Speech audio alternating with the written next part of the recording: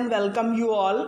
आज का हमारा टॉपिक है कोरोना कंट्रोल का धारावी मॉडल। धारावी जो कि मुंबई में एक झुग्गी बस्ती का इलाका है और वहाँ पर काफ़ी कम एरिया में बहुत ज़्यादा लोग रहते हैं।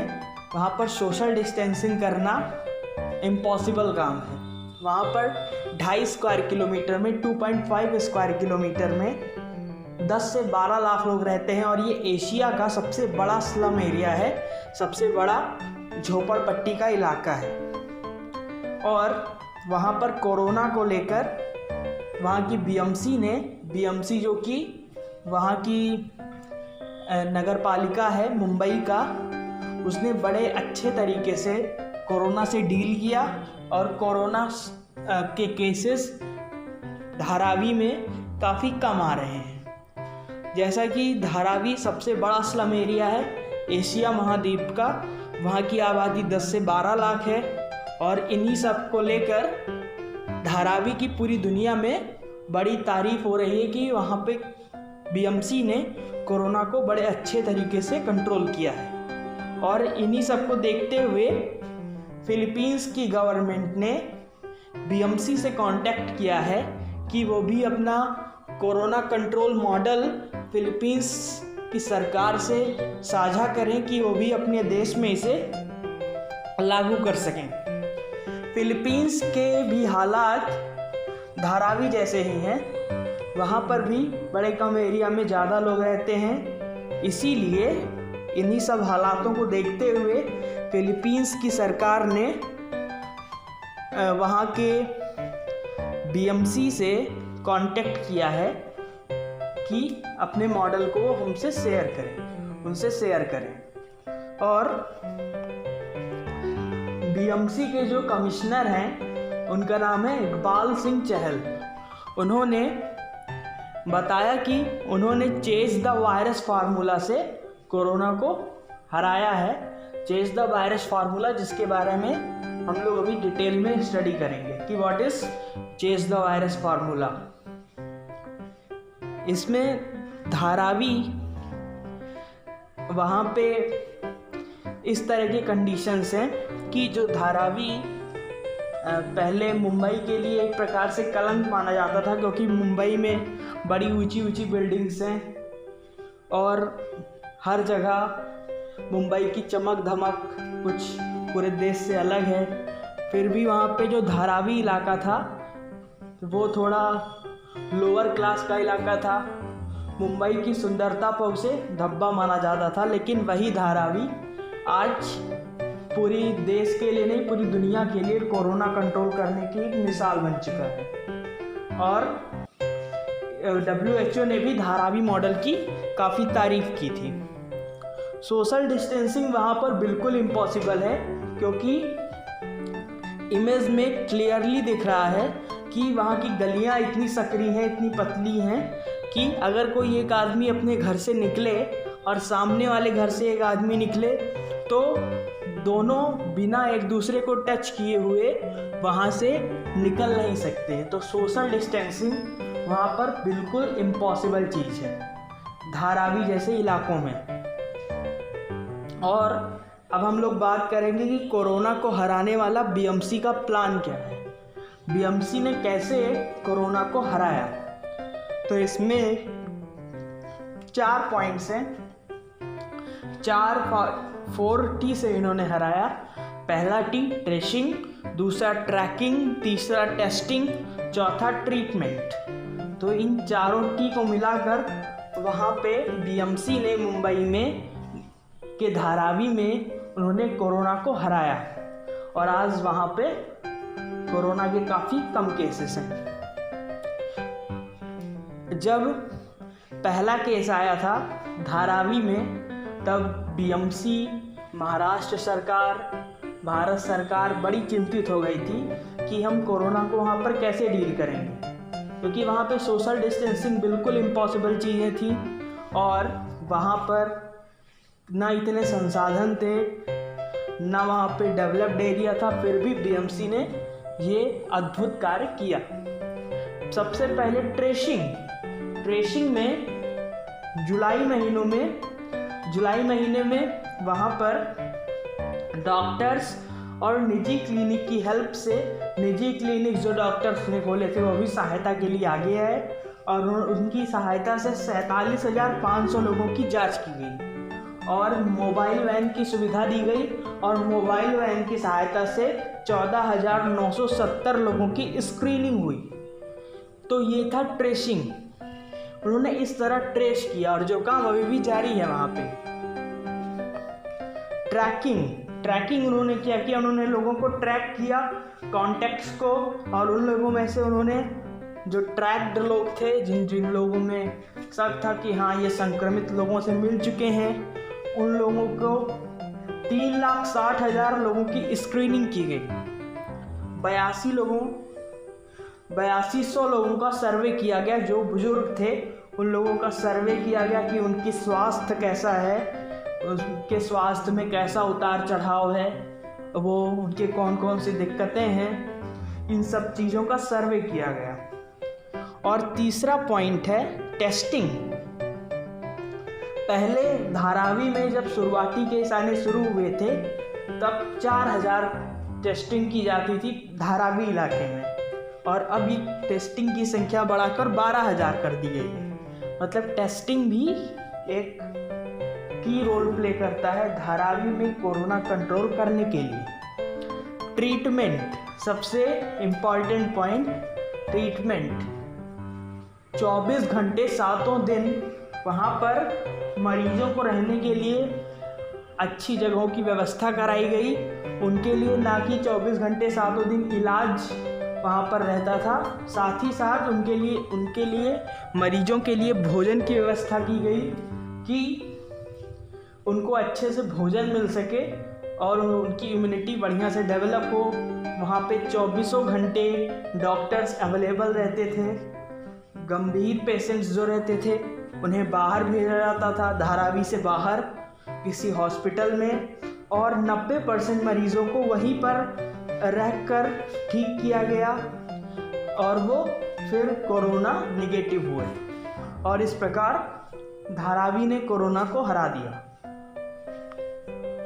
अब चेस द वायरस फार्मूला के बारे में हम लोग थोड़ा डिटेल में स्टडी करेंगे। चेस द वायरस फार्मूला क्या है?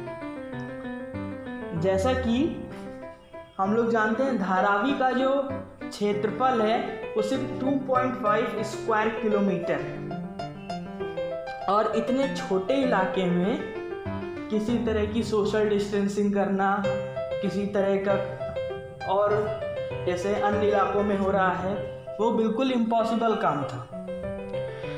इसीलिए बीएमसी ने पब्लिक प्राइवेट पार्टनरशिप से वायरस को भगाना शुरू कर दिया। मतलब सैनिटाइजेशन का काम अच्छे से करवाया गया हर जगह, और वहाँ पे लोगों को बताया गया, हर सभी नियमों को लोगों को समझाया गया, और 24 प्राइवेट डॉक्टर्स बीएमसी की हेल्प करने के लिए बीएमसी के साथ आए और बीएमसी ने उनका पूरा सहयोग किया।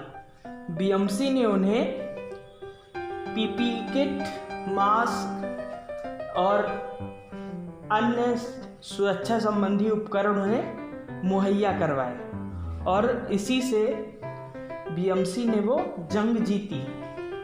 वहाँ पर धारावी इलाके में फीवर कैंप्स लगवाए गए कि लोग आए अपनी स्क्रीनिंग कराएं। जो सस्पेक्टेड थे उनकी फिर टेस्टिंग हुई। घर घर जाकर डॉक्टर्स स्क्रीनिंग कर रहे थे, सस्पेक्टेड की टेस्टिंग कर रहे थे और डॉक्टर्स को क्लिनिक खोलने को कहा गया कि वो क्लिनिक खोलें। बीएमसी की तरफ से आदेश जारी हुआ कि डॉक्टर्स अपनी क्लिनिक्स खोल लें और वहाँ पर जब डॉक्टर्स क्लिनिक खोलेंगे मरीज आएंगे जिनको आम सर्दी बुखार होगा, फिर वो डॉक्टर्स के पास जाएंगे और डॉक्टरों को ये निर्देश दिया गया कि जिन पे आपको शक हो आप उनको तुरंत इसकी जानकारी बीएमसी को दीजिए और तुरंत उनकी टेस्टिंग कराई जाए और इन्हीं सब को लेकर फिर उन्हें आइसोलेट कर दिया जाए और उनका अच्छे से अच्छा इलाज कराया जाए। तो इसी के साथ बीएमसी ने वहाँ पर, क्योंकि धारावी जैसे इलाके में होम क्वारंटीन संभव नहीं था, इसीलिए वहाँ पर संस्थानिक क्वारंटीन को ज़्यादा महत्व दिया जाए, ज़्यादा जोर दिया गया। जैसे जो हॉस्पिटल्स थे वहाँ पर, कुछ छोटे बड़े अस्पताल और कुछ स्पोर्ट्स क्लब, कुछ स्कूल्स, उन सब में आइसोलेशन वार्ड बनवाए गए, सभी प्रकार की चिकित्सा संबंधी सुविधाएं उपलब्ध कराई गई, ऑक्सीजन उपलब्ध कराया गया, कुछ वेंटिलेटर्स भी लाए गए जो गंभीर मरीज थे उनके लिए। जो ज़्यादा गंभीर होते थे उन्हें धारावी से बाहर भेज दिया जाता था अच्छे इलाज के लिए।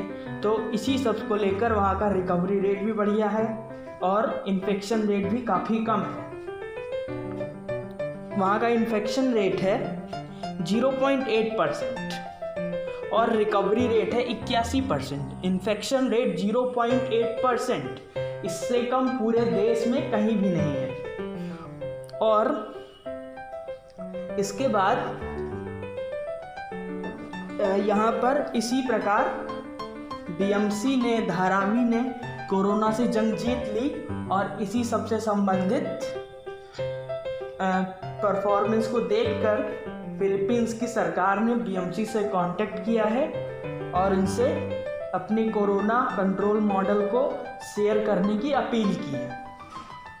और इसके बाद अगर हम लोग कोरोना की बात कर रहे हैं तो सबसे इम्पॉर्टेंट हो जाता है कि आपको हम लोग वैक्सीन अपडेट दें। वैक्सीन अपडेट, जैसा कि आप लोगों को पता ही होगा, रूस ने कोरोना वैक्सीन बना ली है। उसने पूरा दावा पेश किया है दुनिया के सामने। वहाँ के राष्ट्रपति ने खुद ये जानकारी दी कि उनकी बेटी को कोरोना वैक्सीन की डोज दी गई है। ये ऐसा इसलिए भी किया गया कि पूरी दुनिया को ये विश्वास हो जाए कि वैक्सीन सुरक्षित है। जब उनकी बेटी को ये दिया गया तो वैक्सीन सुरक्षित करने का एक प्रमाण उन्होंने पेश किया। और वैक्सीन बनाने की रेस में रूस इसी तरह सबसे नंबर 1 पर निकल गया। नंबर 1 पोजीशन पे रूस पहुंच चुका है। और इसके बाद इस वैक्सीन बनाने की रेस में कई अन्य देश भी शामिल हैं, जिसमें भारत भी है, जहां पर 3 वैक्सीन का ट्रायल चल रहा है। सबसे आगे हम लोग की स्वदेशी वैक्सीन है, जो है भारत बायोटेक की कोवैक्सीन। और एक अच्छी खबर ये भी है कि जो ऑक्सफोर्ड यूनिवर्सिटी की वैक्सीन है, उस वैक्सीन में भारत की सीरम कंपनी, जो कि पुणे की कंपनी है, उसका शेयर है। तो उसका ट्रायल भी भारत में चल रहा है और उसका प्रोडक्शन भी भारत में भी होगा। तो इससे हम लोगों को वैक्सीन जल्द से जल्द मिलेगी, क्योंकि जो कोरोना से संक्रमित हैं उन्हें वैक्सीन की जल्द से जल्द आवश्यकता है, जिससे जिन लोग की इम्यूनिटी बढ़िया नहीं है उनको भी बचाया जा सके कोरोना जैसी बीमारी से, जो कि इस सेंचुरी की सबसे बड़ी महामारी बन चुकी है। सेकेंड वर्ल्ड वॉर जैसे हालात दुनिया में बन चुके हैं। 2 करोड़ से ज़्यादा लोग इस समय संक्रमित हैं। इसके बाद अमेरिका की वैक्सीन भी, मॉडर्ना वैक्सीन जिसका नाम है, वो भी अपने 3rd फेज के ट्रायल, ह्यूमन ट्रायल के 3rd फेज में है। वो भी जल्दी ही लॉन्च होगी।